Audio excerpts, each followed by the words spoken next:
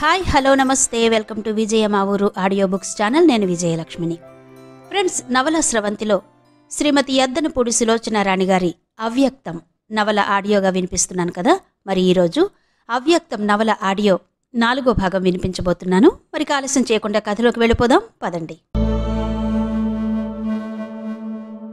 సాయంత్రం దాటుతోంది. చీకట్లు కమ్ముకుని వస్తున్నాయి. వేణుగోపాలస్వామి ఆలయంలో సంధ్యాహారతి తాలూకా జేగంటం మ్రోగుతోంది. భక్తులు గుడి చుట్టూ ప్రదక్షిణలు చేస్తున్నారు.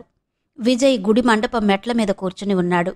నల్లటి చీకట్ల మధ్య తెల్లటి పైజామా లాల్చీ ధరించి మండపం మెట్ల మీద ఎడమ చెయ్యి గుప్పెట బుగ్గని ఆనించుకుని కూర్చుని ఉన్న అతను భక్తులందరూ వెళ్ళిపోవడం గమనించలేదు. ఏంటి విజయ్ బాబూ, చాలాసేపటి నుంచి ఒక్కరూ అలా కూర్చున్నారు? చీకటి పడింది. పూజారి వచ్చి మండపంలో వెలిగి ఆరిపోయిన ఇత్తడి సెమ్మె తీసుకుని వెళ్తూ అన్నాడు. ఏం లేదు అన్నాడు విజయ్ ఉలికిపాటుగా చూస్తూ. తదేకమైన ఆలోచనతో, మనసులో గుంజాటనతో ఈ లోకం మరిచినట్టు కూర్చున్న అతను చుట్టూ చీకటి పడడం గుర్తేలేదు. ఆనందబాబు ఊళ్ళో లేడా ఏంటి? మీరింత తీరికగా ఇంతసేపు కూర్చున్నారు. ఎవ్వరు మాట్లాడినా ఆనంద ప్రసక్తి తీసుకురాకుండా ఉండరు. నేను గుడి తలుపులు మూసేస్తున్నాను అన్నారాయన. విజయ్ తల ఊపాడు. విజయ్ అలాగే కూర్చున్నాడు. జేబులో నుంచి ఉత్తరం తీశాడు. దాన్ని ఇప్పటికి 10 సార్లైనా చదివి ఉంటాడు. రాధిక వ్రాసిన ఉత్తరమది. డియర్ విజయ్, నేను పూజా ప్రసాద్ క్షేమం. నువ్వు ఆనంద్ తాతగారు క్షేమమని తలుస్తాను. హేమ 4,000 రూపాయలకి డీడీ నీ పేరిట పంపింది. ఆమె గొలుసు నీ దగ్గర ఉందట. ఇదందగానే గొలుసు పార్సిల్ చేయమంది. విశాఖపట్నంలో నర్సింగ్ హోంలో డాక్టర్గా చేరానని వ్రాసింది. ఆ ఉత్తరం కూడా పంపిస్తున్నాను. పూజ మనుషులను బాగా గుర్తుపడుతోంది. మావ ఎప్పుడు వస్తాడు అని అడుగుతోంది. ప్రసాద్ కూడా నీ దగ్గర్నుంచి మళ్ళా కబురే లేదని అంటున్నారు. హైదరాబాద్ వస్తే మా దగ్గర కనీసం 4-5 రోజులైనా ఉండేట్టు వీలు చూసుకునిరా. అందర్నీ అడిగానని చెప్పు. నీ రాధిక. విజయ్కి మధ్యాహ్నం ఈ ఉత్తరం, 4,000 రూపాయలు తన పేరిట పంపిన డీడీ చూసినప్పటినుంచి ఏం చెయ్యాలో పాలుపోవడం లేదు. జరిగిందంతా రాధికకి ఉత్తరం వ్రాసి కొత్త గొలుసు పంపిద్దామని అనుకున్నాడు. ప్రసాదు ఎంత గొడవ చేస్తాడో తెలిసి బెరుకుగా ఊరుకున్నాడు. హేమ గొలుసు తన దగ్గర పోయింది. ఆ గొలుసు తెచ్చి ఇవ్వలేడు. కాని దాని మూల్యం రెట్టింపైనా చెల్లించడానికి తను సిద్ధంగా ఉన్నాడు. కానీ హేమ, అతనికి జంకుగా ఉంది. హేమ దీన్ని ఎలా అర్థం చేసుకుంటుందో అతను నిట్టూర్చాడు. రాధికకి ఉత్తరం వ్రాసి గొలుసు పంపే కంటే తనే స్వయంగా వెళ్ళి వివరంగా ఇస్తే పోతుందేమో. అది మర్యాద. విజయ్కి ఈ విషయం చాలా ఇబ్బందికరంగా ఉంది. హేమకి ఉత్తరం వ్రాద్దామా అనుకున్నాడు. అది కుదరదనిపించింది. ఆ రోజు చాలా నిస్సంకోచంగా, నిర్భయంగా మళ్ళీ మనం కలుసుకోమని చెప్పేశాడు. హేమని తన కఠినత్వం ఎంత బాధ పెట్టిందో తెలుసు. ఇప్పుడు హేమని కలవక తప్పేట్టు లేదు. విశాఖపట్నంలో వచ్చేవారం ఆనంద్ ఫ్రెండ్ మోహన్ పెళ్లి ఉంది. పెళ్లికూతురు రాధికకి దూరపు బంధువులు. హేమ విశాఖపట్నంలోనే ఉంది. కానీ ఆనంద్ ఆ పెళ్లికి రావడానికి పెద్ద సుముఖంగా లేడు. ఏముంది ఆ పెళ్లిళ్లలో? అన్నీ ఒకటే టైప్. భోజనాలు, పలకరింపులు, బట్టల ద్వారా, నగల ద్వారా ఆడవాళ్లు వాళ్ల స్థితిగతులు ప్రదర్శనలు, మగవాళ్లు తెచ్చిపెట్టుకున్న ఉత్సాహంతో పలకరింపులు, చిన్నవాళ్లకి పెళ్లి సంబంధాలు చూసే సంత. ఇవేగా పరమ బోర్. సంభాషణ ఎప్పుడు ధరలు మండిపోతున్నాయి, దేశం అధోగతికి పోతోంది, మా కాలంలో ఇట్లా కాదు అంటూ ఒకే రకమైన డైలాగ్స్. అను, అలా అంటే ఎలా? మోహన్ మరీ మరీ చెప్పాడు అన్నాడు తను. నా తరపున నువ్వెళ్ళు. నువ్వు వస్తే బావుంటుంది. విజయ్ నచ్చ చెప్పాడు. కాలేజీలో మోహన్ ఆనంద్కి మంచి మిత్రుడుగా ఉన్నాడు. సాటి స్టూడెంట్స్ పొట్లాట్లో మోహన్ ఆనంద్కి చాలా అండగా ఉండి ఆదుకున్నాడు. ఆనంద్ వెళ్ళకపోతే మోహన్ చిన్నబుచ్చుకుంటాడు. కొన్ని విషయాలు ఆనంద్కి తట్టవు. తట్టినా లక్ష్య పెట్టడు. అతని ధ్యాస ఎప్పుడూ తనకి సరదాగా, సంతోషంగా ఉండే సంగతుల వైపే ఏకాగ్రతగా ఉంటుంది. వీలైనంతగా ఆరుబయట గడపడం ఆనంద్కి చాలా ఇష్టం. పట్టుమని 10 రోజులు ఇంట్లోంచి కదలకుండా ఉండలేడు. చేతి నిండా డబ్బుంది. ఫ్రెండ్స్ కూడా బాగానే ఉన్నారు. స్విమ్మింగ్ అంటే ఆనంద్కి చాలా ఇష్టం. కార్ రేసెస్ అంటే అతనికి ఎక్కడ లేని ఉత్సాహం. అతను పాటలతో, నవ్వులతో స్పీడ్ కోరుకుంటూ అదుపు తప్పిన గుర్రంలా ఉంటాడు. ఎదుటివారిని ఎంత తొందరగా ఫ్రెండ్స్ చేసుకుని దగ్గరవుతాడో అంత తొందరగా పేచి పెట్టుకుని వాళ్లకి మళ్ళా శత్రువైపోతాడు. అతనికి సంతోషం వరదలా వస్తుంది. కోపం అగ్నిపర్వతంలా బద్దలవుతుంది. దుఃఖం భూకంపంలా కృంగదీసేస్తుంది. విజయ్ ఒక్కడే. అతనిలో అందరికీ అతిగా కనిపించే ఈ పెనుకంపాలని బ్యాలెన్స్ చేయగలడు. కొన్ని విషయాలు ఆనంద్కి తట్టవు. విజయ్ చెబితే గాని బుర్రకెక్కించుకోడు. విజయ్ మోహన్ పెళ్లికి వెళితే బావుంటుందని అనడంతో ఆనంద్, ఓకే వెళ్తాను, కానీ నువ్వు నాతో వస్తున్నావు అన్నాడు. నేనెటూ రావాలి, అక్కడ రాజ్యలక్ష్మి మేడం ఉన్నారు, ఆమెను ఒక్కసారి కలవాలి అన్నాడు విజయ్. రాజ్యలక్ష్మి అంటే బ్యాంకు మేనేజర్, మన మిల్స్కి లోన్ ఇప్పించినావిడ? విజయ్ తల ఊపాడు. అవును, ఆమె ఇప్పుడు వైజాగ్ బ్యాంక్ మేనేజర్గా ఉన్నారు. ఒకసారి ఆమెను కలిసినట్టు ఉంటుంది. లోన్ విషయంలో ఆమె ఏం సలహా ఇస్తుందో కనుక్కుంటాను. ఆమె ఇప్పుడు ట్రాన్స్ఫర్ అయిపోయి దూరంగా ఉన్నారు కదా. పర్వాలేదు, ఎక్కడ లోన్కి అప్లై చేయగలనో సలహా ఇస్తారు. ఆవిడికి నువ్వంటే చాలా అభిమానం కదూ? బాగుంది, మర్యాద ఇచ్చిన ప్రతి వాళ్ళని అలా అంటే ఎలా? ఆనంద్ వచ్చి విజయ్ ఎదురుగా కుర్చీలో కూర్చున్నాడు. విజయ్ కాగితాలు చూసుకుంటున్నాడు. విజయ్, ఆనంద్ సీరియస్గా పిలిచాడు. ఒకసారి తలెత్తి నా వైపు చూడు. విజయ్ చేస్తున్న పని ఆపి తలెత్తి ఆనంద్ ముఖంలోకి చూశాడు. మళ్ళీ లోన్, మళ్ళీ నీకు వర్రి, వీటికి అంతం లేదా? ఎందుకంత డబ్బు ఇవ్వ నీకు? ఏం చేసుకుంటావు? నీకు 4 పిల్లలు పుడితే డబ్బు మనకి చాలా కావాలిగా చిరునవ్వుతో అన్నాడు విజయ్. నాన్సెన్స్, నేను పెళ్లి చేసుకోనని నీకు చెప్పాను. తాతయ్య నీకు సంబంధాలు చూస్తున్నారు. ఈ వేసవిలో పెళ్లి చేస్తారట. ఆయన్ని చేసుకోమను, అంత ముచ్చటగా ఉంటే. నాకేమిప్పుడు పెళ్లి అవసరం లేదు. ఆనంద్ తిరస్కారంగా భుజాలు కుదించాడు. పెద్దాయనని అలా అనడం తప్పు కాదా అన్నాడు విజయ్. ఏమీ కాదు, ఆయనే మనకంటే ఎక్కువ తప్పులు చేస్తాడు. ఆనంద్, అనవసరమైన తర్కం వద్దు. పెళ్ళి ప్రతి మనిషికి ముఖ్యం, విజయ్ నచ్చచెప్పాడు. అలాగా? ఆనంద్ చాలా శ్రద్ధగా వింటున్నట్టు బుద్ధిమంతుల్లా చూశాడు. విజయ్ నచ్చచెబుతున్నట్టుగా అన్నాడు. నువ్వు ఈ వేసవిలో పెళ్లి చేసేసుకుంటున్నావు, మేం సంబంధాలు చూస్తున్నాము.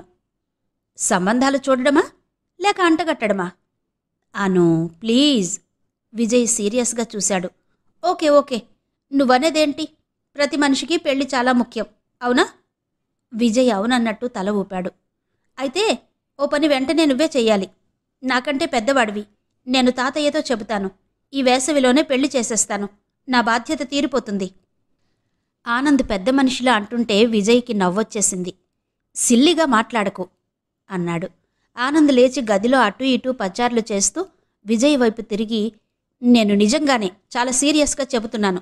విజయ్, నువ్వంటే నాకు చాలా ఇష్టం, నిజమే. ఏ ఆస్తమా ఎటాకో తీవ్రంగా వచ్చి నేను తుస్సున ఊపిరి వదిలేశాననుకో, నువ్వెంత ఒంటరివాడివైపోతావు.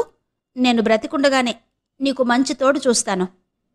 షటప్ అను, విజయ్ కసిరాడు.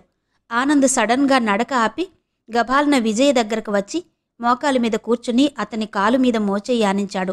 ముఖం ఎత్తి విజయ్ కళ్ళలోకి చూస్తూ, పోనీ ఒక పని చేద్దామా అన్నాడు. చెప్పు. మనం సంబంధాలు వెతుకుతూ ఇద్దరం చూద్దాం. ఎవరికి నచ్చితే ఆమెతో ప్రదానం చేసుకుని రెండో వాళ్లకి కుదిరే వరకు ఆగుదాం. 2 పెళ్లిళ్ళు ఒకేసారి జరుగుతాయి. ఏమంటావ్? ఇది నువ్వు 10వ సారి చెప్పటం, కానీ నువ్వెప్పుడూ జవాబు చెప్పలేదు కదా. నాకు పనుంది అంటూ విజయ్ లేవబోయాడు. ఆనంద్ విజయ్ని లేవనీయలేదు. ఈరోజు ఇది తేల్చి చెప్పాలి. అను ప్లీజ్, విజయ్ అర్థించాడు. ఆనంద్ విజయ్ ముఖంలోకి చూస్తూ, ఎవరైనా అమ్మాయి నిన్ను కాస్త ఇష్టపడిందనుకో, అప్పుడేం చేస్తావు అడిగాడు. నాకిష్టం లేదని చెబుతాను అన్నాడు విజయ్. నేను ఆ అమ్మాయిని అభినందించి మీ ఇద్దరికీ పెళ్లి చేస్తాను. తాతయ్య గుండెలు బాదుకుని హరీమనేలా డబ్బు ఖర్చు పెట్టి మీ పెళ్లి జరిపిస్తాను. మీ ఇద్దరికీ సింగపూర్ హనీమూన్కి పంపిస్తాను. మీ ఇద్దరూ తిరిగి వచ్చి నా కళ్ల ముందు కళకళలాడుతూ ఆనందంగా ఉంటారు. అప్పుడు నువ్వు ఆ అమ్మాయి మీద ఇష్టం ఎక్కువైపోయి నన్ను పట్టించుకోవా? విజయ్ ఆనంద్ని చూస్తూ అన్నాడు. పట్టించుకోవా? ఆనంద్ రెట్టించాడు. విజయ్ దృఢంగా అన్నాడు. ఆనంద్ గుప్పెళ్ళు మెల్లగా బిగుసుకున్నాయి. అప్పుడు నేనేం చేస్తానో తెలుసా అడిగాడు. విజయ్ ఏం చేస్తావు అన్నట్టు చూశాడు. ఆ అమ్మాయిని కత్తితో పొడిచి పొడిచి నీ ఎదురుగానే చంపేస్తాను. అతని కళ్ల ముందు ఆ దృశ్యం జరుగుతున్నట్టే అన్నాడు ఆనంద్. విజయ్ నవ్వాడు. నాకు తెలుసు అను, అందుకే నేను జన్మలో పెళ్లి చేసుకోను. ఆ అమాయకురాలెవరో చనిపోతుందనా? కాదు, నువ్వు జైలు పాలయ్యి ఎలాంటి బాధలు పడతావో ఊహించలేక. ఆనంద్ విజయ్ని చూశాడు. అతను కాగితాలు చూసుకుంటున్నాడు. విజయ్, నాకు అమ్మా నాన్నల ప్రేమ తెలీదు. తాతయ్య ప్రేమ కలుషితంగా ఊపిరాడినట్టుగా ఉంటుంది. నువ్వు నాకు ప్రాణమిత్రుడివే కాదు, అమ్మా నాన్న దేవుడు అన్నీ. నేను ఎంతో అదృష్టవంతుని కదూ. నీకు తెలుసా, నీ మీద ఒట్టేసి చెబుతున్నాను, నేను దేవుణ్ణి ఏవని అడుగుతానో తెలుసా? మనిద్దరి స్నేహం అర్థం చేసుకుని మనిద్దరిని ప్రాణంగా చూసుకునే అమ్మాయిని మా విజయ్కి భార్యగా ప్రసాదించు భగవంతుడా అంటూ అడుగుతుంటాను. మీ ఇద్దరి దగ్గర నేను మీ కొడుకులాగా బ్రతికేస్తాను. అప్పుడు నాకు ఎంత సుస్థి చేసినా ఏం పర్వాలేదు కదూ. ఎప్పుడు ఎందుకలా సుస్థి గురించి ఆలోచిస్తావు? నువ్వు ఆరోగ్యంగా ఉన్నావు, విజయ్ మందలించాడు. ఏమో విజయ్, నాకిప్పుడు ఆరోగ్యంగా ఉండే ఈ సమయం నా అనారోగ్యానికి ఆరోగ్యానికి మధ్య కాస్త విరామం అనిపిస్తుంది. నాకు జీవితం అంటే ఎంతో ఇష్టం, మృత్యు అంటే భయం. అలాగే పుట్టిన ప్రతి మనిషి సుఖంగా ఆనందంగా ఉండాలి. దుఃఖాలు కష్టాలు అంటే నాకు చాలా చిరాకు అన్నాడు ఆనంద్. అవి నాణానికి అటూ ఇటూ, ప్రతి మనిషికి ఈ బొమ్మ బొరుసు తప్పవు చెప్పాడు విజయ్. అదే నాకు భయం. మనిషికి తన స్థితి మీద తనకి అదుపు తప్పినప్పటికంటే నరకం ఇంకోటి లేదు. ఇంతకీ మనం వెళ్తున్నామా మోహన్ పెళ్ళికి అడిగాడు విజయ్. ఓ ఎస్, పెళ్లిలో ఎవరైనా అమ్మాయిలు నీకు ధీటైన వాళ్ళుంటారేమో చూస్తాను. షటప్ అను, విజయ్ కసిరాడు. పెళ్లికి ప్రయాణం నిశ్చయమైంది. పెళ్లి వైజాగ్లో, హేమ ఉంటున్నది వైజాగ్లోనే. విజయ్ హేమను కలిసి గొలుసు సంగతి ఎలా చెప్పి ఆమెను ఒప్పించటమా అని ఆలోచిస్తున్నాడు. అతని మనసు రకరకాలుగా మార్గాలన్వేషిస్తోంది. మోహన్ పెళ్లి ఘనంగా అయింది. విజయ్ ఆనంద్ ఉదయమే వచ్చారు.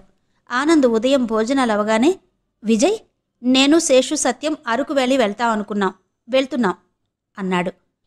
అను, పెళ్ళికొచ్చాం, సాయంత్రం పెళ్ళి, నువ్వు ఇప్పుడు వెళ్తే బావుండదు అన్నాడు విజయ్. ఆనంద్ చేతులు జోడిస్తూ, విజయ్, నన్ను బలవంత పెట్టకు. ఇప్పటికే నా ప్రాణం హైరాణగా ఉంది. ఈ బంధువులు స్నేహితులు వేసే యక్ష ప్రశ్నలకి జవాబు చెప్పలేక నా తల వాచిపోతుంది. మోహన్ ఏమీ అనుకోడు. అనుకున్నా ఐ డోంట్ కేర్. పెళ్ళికొచ్చాను, అది చాలు. నువ్వేవో పనులున్నాయన్నావుగా, అవి చూసుకో. నేనొచ్చేంతవరకు వెళ్ళకు సుమా అనేసి వెళ్ళిపోయాడు. విజయ్ ఏమీ అనలేదు. ఆనంద్ని వెళ్లడానికి వీలు లేదని తను గట్టిగా అంటే వెళ్లడం మానేస్తాడు. కాని ఏం ప్రయోజనం? ఆ చిరాకు మనసులో పెట్టుకుని ఎవరితోనో ఒకరితో తగాద పెట్టుకుని రసాభాస చేస్తాడు. అది అనుభవమే. అందుకే విజయ్ గట్టిగా ఏమనలేదు. సాయంత్రం అయింది. పెళ్లి రాత్రి 12 గంటలకు అవడం వల్ల భోజనాలు ముందే జరుగుతున్నాయి. అతిథులు వచ్చేస్తున్నారు. విజయ్, నువ్వొచ్చావా ఈ పెళ్లికి? రాధిక దగ్గరికి వస్తూ అంది. అవును, మీరు? మేం పెళ్లికూతురి తరపున ప్రసాద్ బంధువు. పూజ? రాధిక చేతిలో పాపని చూస్తూ ఆశ్చర్యానందాలతో అడిగాడు విజయ్. పూజ, చూడు మామయ్య, రాధిక పూజనందిస్తూ అంది. 4-5 నెలల పూజ బాగా ఒళ్ళు చేసింది. బోసి నవ్వులు నవ్వుతుంది. విజయ్ సంభ్రమంగా చూస్తున్నాడు. ప్రసాద్ దగ్గరకొచ్చాడు. ఏం విజయ్, శరీరం ఒక్కటే కనిపిస్తోంది, నీ ప్రాణమెక్కడా అని అడిగాడు. ఆనంద్ అరకు వేళి వెళ్ళాడు. హలో రాధిక.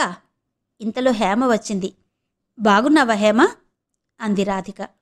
నమస్కారం హేమగారు, ప్రసాద్ పలకరించాడు. హేమ విజయ్ని పలకరించలేదు.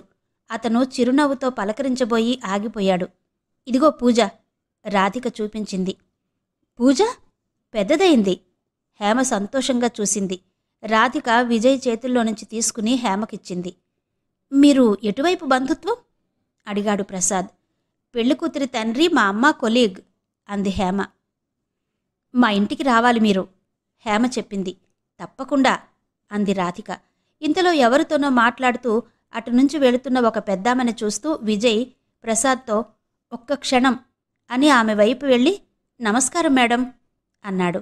ఆవిడ విజయ్ని చూడగానే, విజయ్ నువ్వా, బాగున్నావా అని అడిగింది. ఆ, తాతగారెలా ఉన్నారు? బాగున్నారు. ఆనంద్ బాగున్నాడు. ఏంటి విశేషాలు? ఇంకా పొలం ఏమైనా కొన్నావా? ఈ మధ్యనే ఒక తోట కొన్నాను. నేను అసలు మీ దగ్గరకు రావాలని అనుకుంటున్నాను. నా ఫ్రెండ్స్ రాధిక, ప్రసాద్ అంటూ వాళ్లని పరిచయం చేశాడు. ఆమె వారికి నమస్కరించింది. హేమ కూడా ఉంది. హేమ, విజయ్ హేమని పరిచయం చేశాడు. హేమతో, రాజ్యలక్ష్మి గారు ఇదివరకు మా దగ్గర బ్యాంకులో మేనేజర్గా పనిచేశారు. మాకు బాగా కావలసినవారు అన్నాడు ముగ్గురికి ఆమె గురించి చెబుతున్నట్టు. నమస్కారం రాజ్యలక్ష్మి గారు అంది హేమ చేతులు జోడిస్తూ. పుత్ర పౌత్రాభివృద్ధిరస్తు హేమగారు, ఆవిడ చిరునవ్వుతో అన్నారు. వెంటనే ఇద్దరూ పక్కుమని నవ్వేశారు. ప్రసాద్, రాధిక, విజయ్ అర్థం కానట్టు చూస్తున్నారు. రాజ్యలక్ష్మి హేమ భుజాల చుట్టూ చెయ్యి వేసి దగ్గరకు తీసుకుంటూ, విజయ్, నా కూతురిని నాకే పరిచయం చేస్తున్నావు నువ్వు అన్నారు. అరెరే, మీ అమ్మగారా అన్నాడు ప్రసాద్. చాలా సంతోషమండి. రాధిక క్షణంలో హేమ తనకి డెలివరీ చేసిన విషయం గబగబా చెప్పేసింది. హేమ చెప్పింది మీరేనా? ఈ పాపే కదూ? ఆవిడ పూజని ఎత్తుకుంది. ఇంతలో ఎవరో ఆమెను పిలిచారు. ఆవిడ పూజని రాధికకి ఇస్తూ, మీరు తప్పకుండా మా ఇంటికి రావాలి అని వెళ్లబోతూ, విజయ్, నువ్వు కూడా. నేను బ్యాంకుకొచ్చి కలుస్తాను మేడం అన్నారు. బ్యాంకుకెందుకు? ఇప్పుడు మీ ఏరియా బ్యాంకు మేనేజర్ని కాను నేను. ఇంటికి భోజనానికి రా, తప్పకుండా రావాలి అంతా అనేసి ఆమె వెళ్ళిపోయింది. ఇది బీరకాయ పీచంటే. ఈ ప్రపంచం చాలా చిన్నది. చూశారా హేమగారు, అందరం ఒకే దారంలో మనుషులయ్యాం. విజయ్కి మీ అమ్మగారు తెలుసు, మీ అమ్మగారికి మా బంధువులు తెలుసు అన్నాడు ప్రసాద్. మీరు తప్పకుండా రావాలి సుమా అంది హేమ వెళ్లబోతూ. రాకుండా ఉండగలమా? తప్పక వస్తాం అన్నాడు ప్రసాద్. హేమ విజయ్ని క్షణంసేపు చూసింది. విజయ్ హేమను చూస్తున్నాడు. హేమ చప్పున చూపు పూజ మీదకి తిప్పి చెయ్యి ఊపి వెళ్ళిపోయింది. పెళ్లిలో దూరం నుంచి 1-2 సార్లు హేమ దూరంగా ఆడవాళ్ల పక్కన నిలబడి విజయ్ వైపు చూసింది. విజయ్ కూడా హేమను చూస్తున్నాడు. హేమ ముఖం తిప్పేసుకుంది. పెళ్లిలో రాజ్యలక్ష్మి గారు విజయ్ పక్కనే కూర్చున్నారు. దగ్గర బంధువులకి విజయ్ని ఆమె పరిచయం చేస్తున్నారు. దూరంగా నిలబడిన హేమ దగ్గరకొచ్చి తన పక్క కుర్చీలో కూర్చోమని పిలిచారు. హేమ వచ్చి కూర్చుంది. విజయ్ పక్కన వచ్చి కూర్చున్న పెద్ద మనిషి ఆమెకు తెలిసిన వ్యక్తి కాబోలు. నమస్కారం రంగనాథరావు గారు, బాగున్నారా? పిల్లలెక్కడున్నారు? వ్యాపారం ఎలా ఉంది అంటూ పలకరించి, విజయ్ ఇలా కూర్చో అని తను లేచి ఖాళీ అయిన కుర్చీ చూపించారు. విజయ్ వెళ్లబోతుంటే, కాదు కూర్చో, పర్వాలేదు అని బలవంతం చేశారు. హేమ, విజయ్ పక్కపక్కన కూర్చున్నారు. విజయ్ పక్కన కూర్చున్న రాజ్యలక్ష్మి గారు రంగనాథ గారి వైపు తిరిగి ఆయన ఇంటి గొడవలు వింటోంది. హేమ, విజయ్ చిత్తరువుల్లాగా కూర్చున్నారు. ఇద్దరూ ఒక్క మాట కూడా మాట్లాడలేదు. ఇద్దరూ సంప్రదాయ సిద్ధంగా అవుతున్న మోహన్ పెళ్లిని శ్రద్ధగా గమనిస్తున్నారు. హాలంతా నవ్వులతో, కబుర్లతో సందడిగా ఉంది. హేమ, విజయ్ ఇద్దరికీ ఆ సందడి పట్టలేదు. ఇద్దరి మధ్య మౌనం. ఇద్దరూ ఒకరి పక్కన ఒకరు కూర్చున్నాం అనే జాగ్రత్త మనసులో సంపూర్ణంగా ఉంది. మాటలు అవసరం లేదు. అందుకే అవకాశం అందంగా ఉంది. ఆ రాత్రి కర్ఫ్యూ వేళలో అర్ధరాత్రి ఒంటరితనం, ఆ తర్వాత రాధిక ప్రసవ వేదన, పూజ పుట్టినప్పటి ఆనందం, నాటిలాగానే ఇప్పుడు ఈ పెళ్లి కూడా ఒక మరపురాని అనుభవంగా ఉంది ఇద్దరికి. ఇద్దరూ ఆ సందడి, ఆనందం నిశ్శబ్దంగా పంచుకుంటున్నారు. మర్నాడు, రాజ్యలక్ష్మి గారు, నాకు లోన్ శాంక్షన్ చేయించడానికి అవసరమైన కాగితాలన్నీ ఇచ్చాను. కానీ ఆ మేనేజర్ భానుమూర్తి నా ప్రపోజల్ హెడ్ ఆఫీస్కు పంపించడం లేదండి. ఏడుపించుకు తినేస్తున్నాడు. పోనీ ఆయన ఏమన్నా ట్రాన్స్ఫర్ అయి వెళ్తాడా అంటే మొన్ననే డ్యూటీలో జాయిన్ అయ్యాడు. సాధారణంగా భానుమూర్తి అలా విసిగించడే, మంచివాడు. మీరెక్కడో ఏదో తప్పు చేసి ఉంటారు అందామె. నేనేం తప్పు చేయలేదు. ఒక ఎమ్మెల్యే నుంచి రికమెండేషన్గా ఫోన్ చేయించానంతే అన్నాడు ప్రసాద్. అది సంగతి. భానుమూర్తికి అలాంటివి గిట్టవు.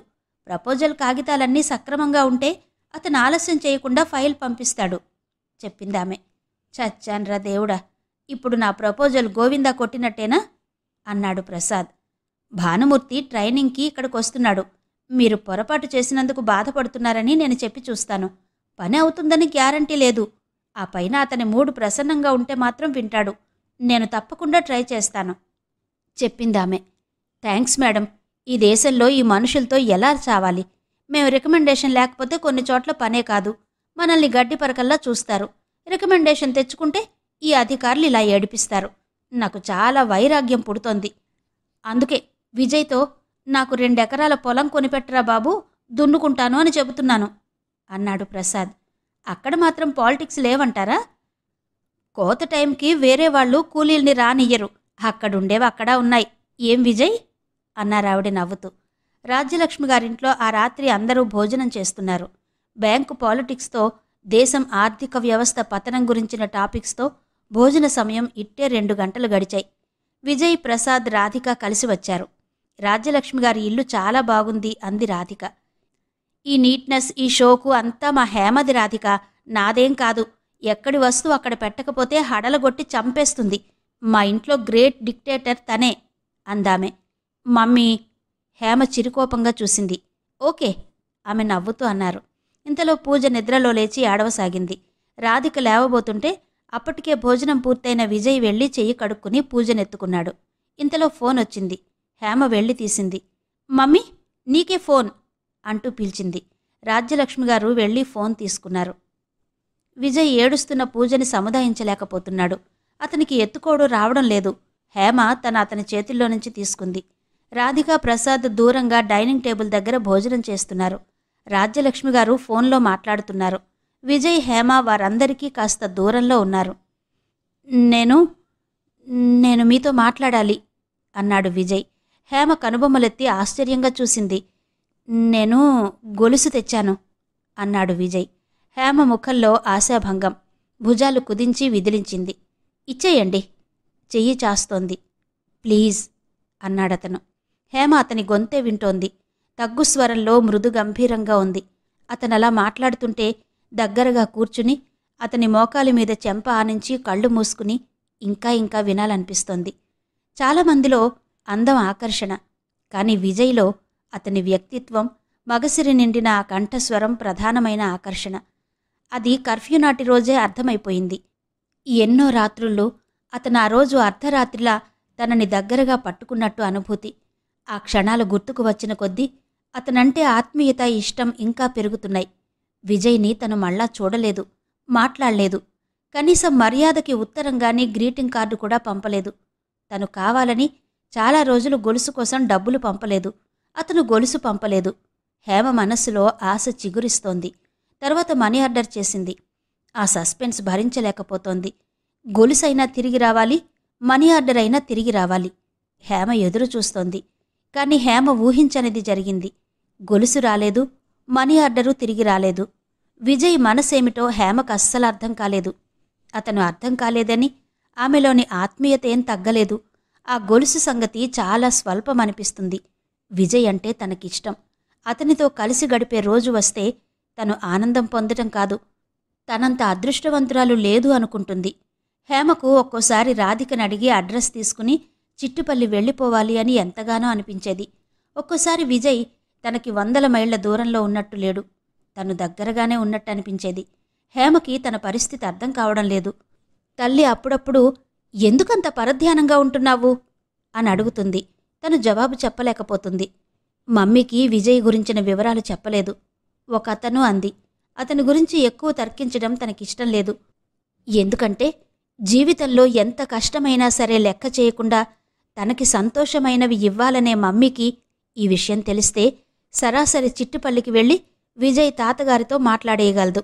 విజయ్ గురించి ఆలోచించి గంటలు గడిపేస్తున్న తనకి విజయ్ మమ్మీకి స్వయంగా తెలియడం, మమ్మీ అతన్ని ఇంటికి డిన్నర్కి పిలిస్తే అతను రావడం, హేమ ఆనందం అంచులు దాటినట్టుగా ఉంది. విజయ్ గొలుసు ఇస్తానని అంటున్నాడు. స్వయంగా మాట్లాడి ఇవ్వాలట. హేమ మనస్సు పురివిప్పిన నెమలిలా ఉంది. మనిద్దరం మళ్ళీ కలుసుకోం అని అంత నిస్సంశయంగా చెప్పిన పెద్ద మనిషి తను పిలవకుండా తన ఇంటికి వచ్చి తను స్వయంగా చేసిన భోజనం తిన్నాడు. పూజను చూస్తుంటే మీకేం గుర్తుకు రావడం లేదా? తగ్గుస్వరంలో అడిగింది. అతను పూజను చూశాడు, హేమని చూశాడు. అతని కళ్లలో ఆ రాత్రి అనుభూతి చిన్న కెరటంలా కదిలి మౌన గాంభీర్యం వెనక్కు వెళ్ళిపోయింది. ఆ క్షణంలో హేమ కనిపించింది. ఇతను మా అందరిలాంటివాడు కాదు. మనసులో ఏం మెదులుతుందో ఎదుటివారికి తెలియనీయకుండా జాగ్రత్త పడడం బాగా అభ్యాసమైన మనిషి. గంభీరంగా ఉండడం అనేది అతని మనసుకి అడ్డంగా లాగేసిన తెర. ఏం విజయ్, నిలబడ్డవే? కూర్చో. రాజ్యలక్ష్మిగారొచ్చారు. మేమిక వెళతాం అన్నాడు ప్రసాద్. రాధిక పాపను చేతుల్లోకి తీసుకుంది. ప్రసాద్, మనం మళ్ళీ కలుద్దాం. మీ లోన్ విషయం నేను భానుమూర్తితో మాట్లాడతాను అన్నారామె. థ్యాంక్యూ మేడం అన్నాడు ప్రసాద్. మీరు హేమ హైదరాబాద్ వస్తే తప్పకుండా మా ఇంటికి రావాలి అంది రాధిక. విజయ్, మేం మా పినమామగారింటికి వెళ్తున్నాం, నువ్వు అన్నాడు ప్రసాద్. విజయ్ కొద్దిసేపుంటాడు, అతన్ని మేం డ్రాప్ చేస్తాం అన్నారు రాజ్యలక్ష్మిగారు. ప్రసాద్, రాధిక వెళ్ళిపోయారు. రా విజయ్, కూర్చో అన్నారు రాజ్యలక్ష్మిగారు. విజయ్ కూర్చున్నాడు. నాకీరోజు చాలా సంతోషంగా ఉంది. హేమని రక్షించిన వ్యక్తి నువ్వని కలలో కూడా అనుకోలేదు. నేనేం చేసినా నీ రుణం తీరదు. తాతగారెలా ఉన్నారు? పొలం ఇంకేదైనా కొన్నావా? ఆవిడ ఆత్మీయంగా అడిగారు. విజయ్ తనకొచ్చిన సమస్య చెప్పాడు. ఆవిడ శ్రద్ధగా విని, నాకు తెలిసిన విజయ చాముండేశ్వరి కోఆపరేటివ్ అర్బన్ బ్యాంక్ ఉంది. అక్కడ అప్లికేషన్ ఇవ్వు. అది ప్రైవేట్ బ్యాంక్. నువ్వు టైంకి వాయిదాలు కట్టేస్తావు కాబట్టి బాధేం ఉండదు. వాళ్ళు పెనాల్టీతో సహా వాయిదా చెల్లించడానికి 1 నెల కంటే గడువివ్వరు. నేరుగా వచ్చి ఆస్తి జప్తు చేస్తారు అందామె. ఆ బాధేం లేదు మేడం అన్నాడు విజయ్. నాకు తెలుసుగా. నేనున్నప్పుడు బ్యాంకులో నువ్వు లోన్ తీసుకుని వాయిదాలు టైంకి ఎంత ఖచ్చితంగా కట్టేవాడివి. అది నాకేం సంశయం లేదులే. ఒక ఉత్తరం bank managing trust member Narayana Rao గారికి నిన్ను పరిచయం చేస్తూ వ్రాసి ఇస్తాను. వెళ్ళగానే అప్లికేషన్ పంపు. ఇదే కాదు, నా నుంచి ఏ సహాయం కావాలన్నా నిర్మోహమాటంగా అడుగు. ఆమె టేబుల్ దగ్గరికి వెళ్ళి లెటర్ని వ్రాసి తెచ్చి ఇచ్చారు. థ్యాంక్ యూ మేడం అన్నాడు విజయ్. అలా అనొద్దు. నేను ఎంత సహాయం చేసినా తక్కువే.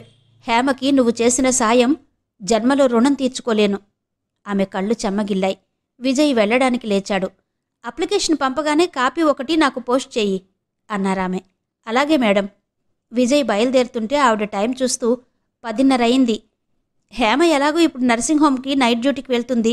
నిన్ను ట్యాక్సీ స్టాండ్ దగ్గర దింపి వెళ్ళమంటాను. ఏం హేమ, సరేనా? సరే మమ్మీ అంది హేమ. హేమ కారు తాళాలు తీసుకొచ్చింది.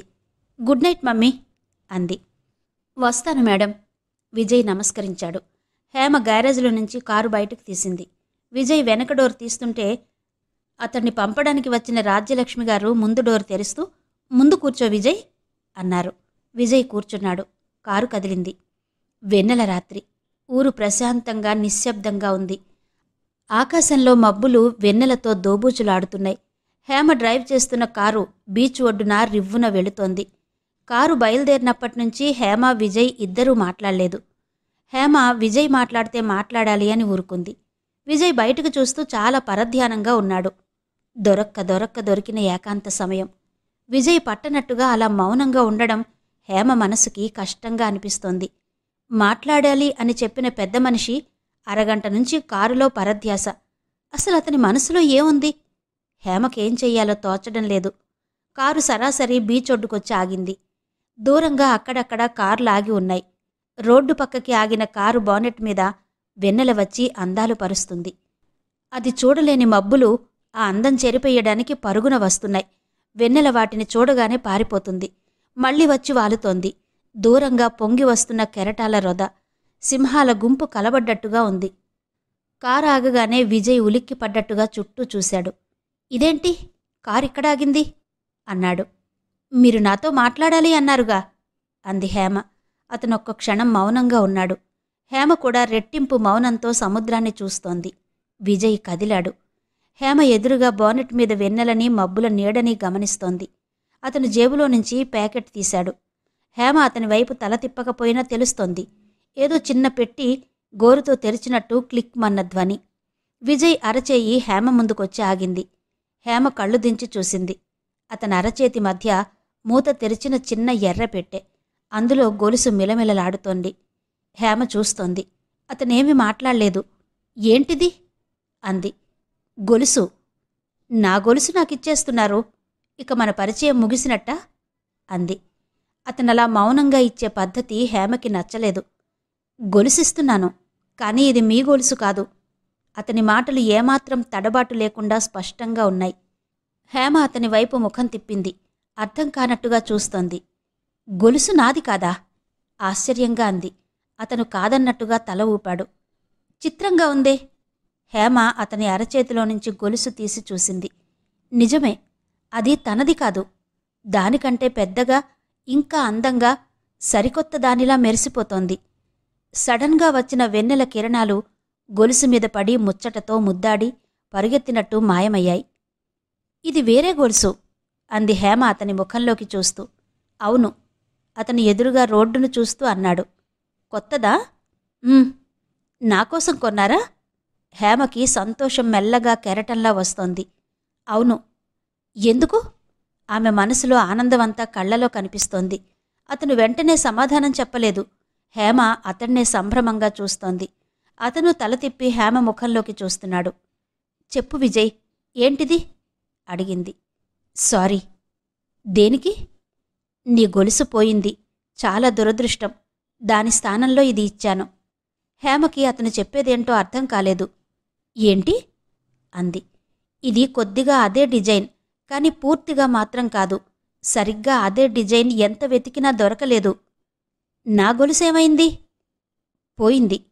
ఎలా పోయిందని నన్నడగొద్దు. నేను కావాలని పోగొట్టలేదు. తగ్గు స్వరంలో అన్నాడతను. హేమకి విషయం అర్థమవుతుంది. ఆ గొలుసు పోయినందుకు ఇదిస్తున్నారా? అంది. అవును, వేరుగా అనుకోవద్దు ఇలా జరిగినందుకు. అతను ఆగిపోయాడు. అతని కంఠంలో అదిమేస్తున్న బాధ, సిగ్గుపడుతున్న పశ్చాత్తాపం ప్రతిధ్వనిస్తున్నాయి. హేమ ఆ గొలుసుని ఒక్క క్షణం దీర్ఘంగా చూసింది. మరుక్షణం అది తీసుకుని ఒంట్లోనున్న శక్తినంతా ఉపయోగించి చెయ్యి చాచి విసిరిపుచ్చుకుని బయటికి గిరాటు కొట్టింది. హేమ తన గొంతులో నుంచి పైకి రాబోతున్న సెగలాంటి దుఃఖాన్ని గట్టిగా ఊపిరి తీసుకుని బిగబట్టుకుంది. కాని ఆగడం లేదు. ఆశాభంగం వెన్నుపోటు పొడిచినట్టు బాధ, తన మనసు మీద తనకే అదుపులేని నిస్సహాయత అరచేతిని కంఠం చుట్టూ గట్టిగా ఆనించుకుంది. విజయ్ హేమలో ప్రకంపనలా వస్తున్న బాధని గమనించాడు. అతనేమనలేదు. ఒక్క క్షణం నిశ్చలంగా నిటారుగా అలాగే కూర్చున్నాడు. తర్వాత కారు డోర్ తెరుచుకుని దిగేశాడు. అతను వెళ్లి వెన్నెల్లో ఇసుకలో గొలుసు కోసం వెతికాడు. హేమకి కారు స్టార్ట్ చేసి వెళ్ళిపోవాలనిపిస్తుంది. వెళ్లలేకపోతుంది. కాళ్ళు చేతులు కదలిక మరచినట్టు నిశ్చేష్టత.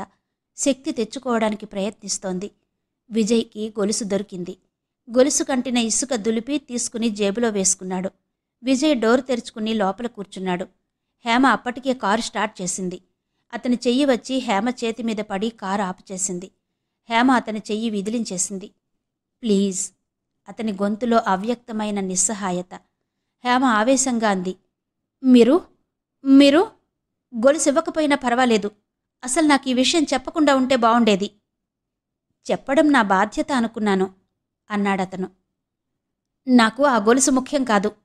హేమ ఆగ్రహంగా అంది. ఒక్క క్షణం మౌనం. నాకు తెలుసు అన్నాడతను. మీకు తెలీదు. తెలిస్తే ఇలా ఇంకో గొలుసిచ్చి చేతులు దులుపుకోవాలని అనుకోరు. తెలిస్తే ఆ రోజే మనమిక ఎప్పుడూ కలుసుకోవడం లేదు అనేవారు కాదు. అతను మాట్లాడలేదు, ఖండించలేదు, నచ్చ చెప్పడానికి ప్రయత్నించలేదు. హేమకు ఏడుపొస్తోంది. కనీసం ఇప్పుడైనా అతను తన మనసు గుర్తెరిగిన వాడిలా మాట్లాడడం లేదు. అదే మౌనం. అది ఎదుటివారికి కఠిన శిక్షలా ఉంటుందని అతనికి తెలియడం లేదు. హేమ హఠాత్తుగా చెప్పేయసాగింది.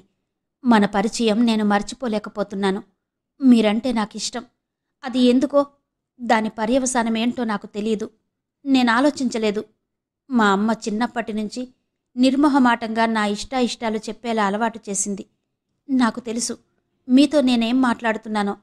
నేను చెబితే విని నేను సంతోషం పొందాల్సిన మాటలు నేను మీకు చెబుతున్నాను. నేను క్షణికావేశంలో ఏదీ అనడం లేదు. నాకు తెలుసు నేను మామూలు అమ్మాయిని కాదు, చదువుకున్నదాన్ని, డాక్టర్ని. మనుషుల హావభావాలు ఇష్టాయిష్టాలు నాకు సులభంగా అర్థమవుతాయి.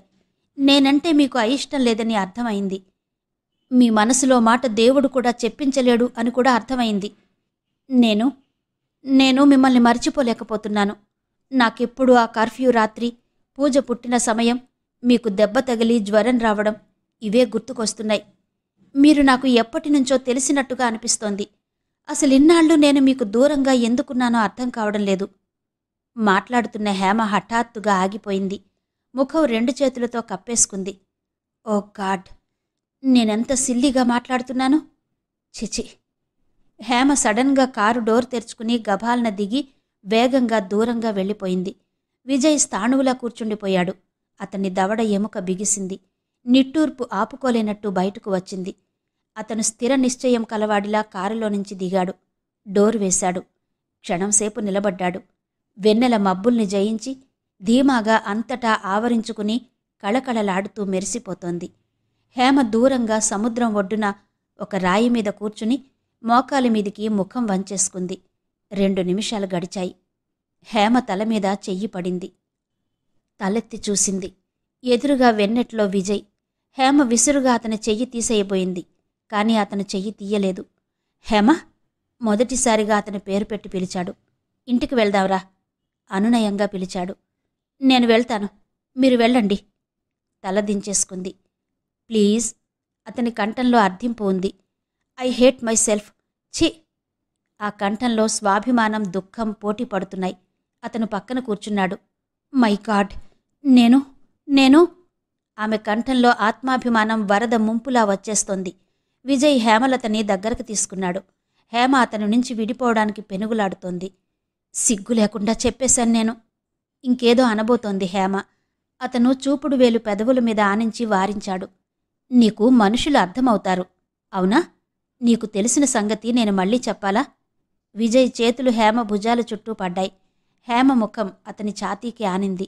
ఇద్దరూ మౌనంగా ఒకే శిల్పంలా ఉండిపోయారు. హేమకి అతని స్పర్శలో అతను నోటితో చెప్పని భాష్యాలెన్నో ఆమె హృదయంలోకి ప్రవహిస్తున్నాయి.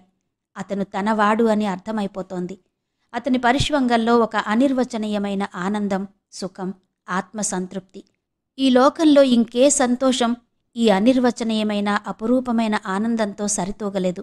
అందుకేనేమో ఆడపిల్ల కోరుకున్న పురుషుడి కోసం జీవితంలో దేన్నైనా తృణప్రాయంగా త్యజించగలదు. ఆ సాన్నిహిత్యంలో కూడా అతనిలో ఏదో మర్యాద అయిన హుందాతనం.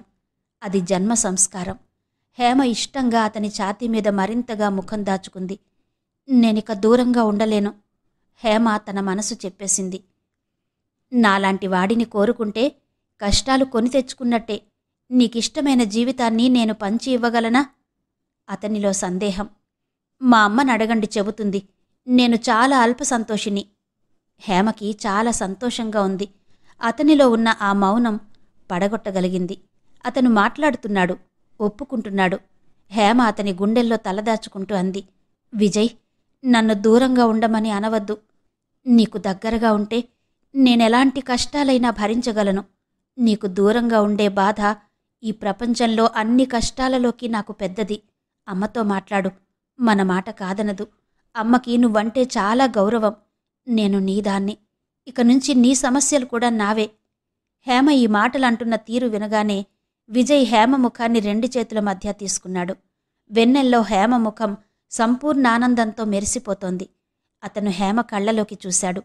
అవి ఆమె ఆత్మార్పణకి అద్దంలా ఉన్నాయి. అతను హేమని దగ్గరకు తీసుకున్నాడు.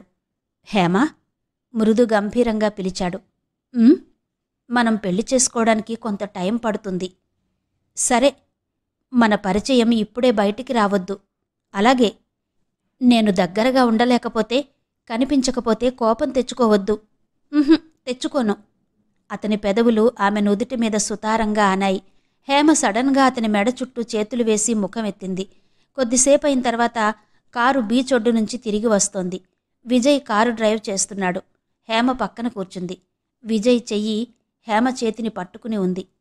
హేమ ఉండి ఉండి మెడలో గొలుసు చేత్తో తీసుకుని చూస్తోంది. తల తిప్పి విజయ్ వైపు చూస్తోంది. విజయ్ కూడా చూశాడు. విజయ్కి అర్థమైంది.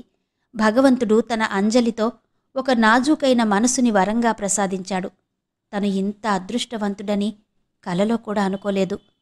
కానీ చాలా దురదృష్టవంతుడు కూడా. విజయ్ నిట్టూర్చాడు. అవ్యక్తం.